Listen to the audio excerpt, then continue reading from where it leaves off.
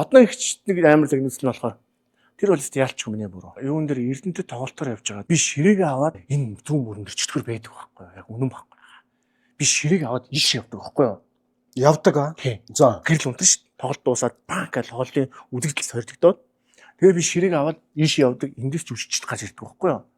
Жүжигчд гарч ирээд тэмүүд эндээс немка нэг сандал, хоёр сандал гаргаж тавьдаг байхгүй юу? Тэгсэн чинь яг тэр Эрдэнэтийн тоглолт Эрдэнэтийн тайз тас харахгүй. За гэрэл унтрахаар мөн юу ч харагддаг. Хин ч юу ч харагддаг.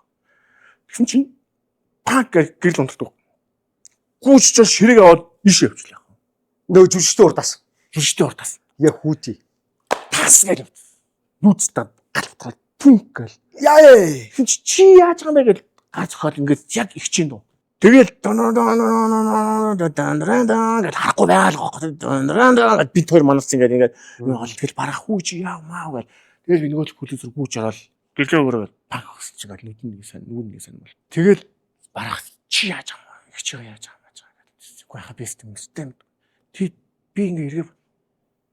Яагаад 40 тоглолтод иш авч орчоод ганцхан зэрэг тоглолтын дээр иш явж байгаа. Тэн дээр гэрэл унтрахад харахгүй. Гэрэлдээс хүмүүс харагддаг. Тэгээд ихч гарч ирэл чи угаасаа юу ч сурахгүй юм байна. Чи юу ч чадахгүй юм байна. Чи инх хариуцлагыг алдчихэв. Бүтэн тэр барьгаад би өстэй ингээл.